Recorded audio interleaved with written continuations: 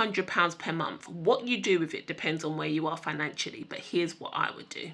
I'm Harriet, by the way, and not so long ago my finances were a hot mess and I've gone from 6 figures of debt to 6 figures of investments. So let's talk about this. Honestly, I'd put it all into investing, but that's because I'm debt free and I have an emergency fund. What you should do with it, that really depends on your situation because everyone's financial situation is different.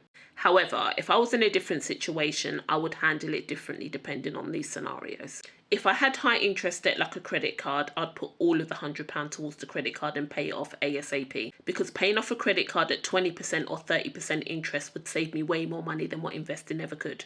Scenario 2. If I had no emergency fund, I'll put the £100 straight towards the emergency fund. I would save at least £1,000 because life has a way of lifing and throwing curveballs at you when you least expect it, so that would be my buffer.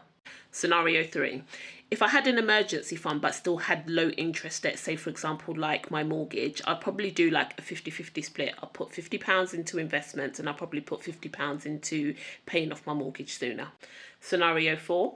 As I mentioned earlier, if I was debt free and had an emergency fund, that £100 straight go into investments because I'm in wealth building mode. But at the end of the day, you need to figure out what scenario works for you because everyone's financial situation is different. And if you want to learn more about actually how to start investing, I'm hosting a free webinar this Friday. All of the information is in my bio to register. Let me know in the comments which scenario you're currently in at the moment, or would you pick something totally different? What would you do with an extra £100 a month?